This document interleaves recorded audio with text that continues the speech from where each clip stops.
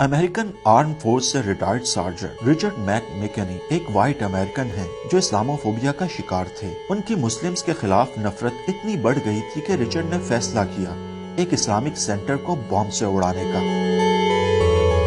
Richard یہ بھی decide کر چکے تھے کہ وہ بم کہاں پلانٹ کریں گے۔ Right there is where I was going to put it. 55-gallon drum.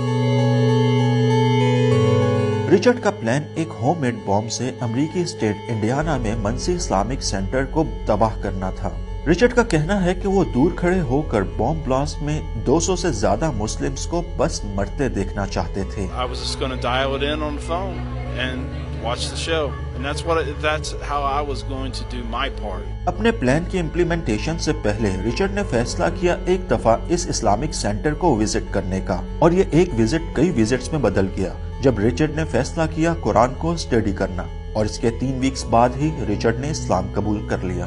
If you read the Quran, you would understand that everything they are doing, the radicals, the fanatics, is totally against what Islam preaches.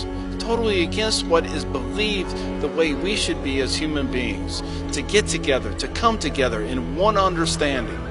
The Ummah is not supposed to be an Islamic thing. The Ummah is supposed to be a human being thing. New Zealand Christchurch mosque attack کے بعد Richard کا کہنا ہے کہ stereotype اور extremist thought رکھنے والے لوگ پوری دنیا میں موجود ہیں، اور رچرڈ بھی انہی میں سے ایک تھے۔ Or like I was. For all the people who have hate in their heart, I understand you. I truly, truly understand you. Try to look beyond that. Just take a breath. Breathe. Talk to people. Open dialogue. It's important that we talk to each other. The walls have got to come down between us and them. So there is no us and them. There's just an us. آج Richard میکنی اسی Islamic centre کے president ہیں جسے بم سے اڑانے کا ان کا plan مکمل تھا۔ Atif Qureshi, NTV، Houston.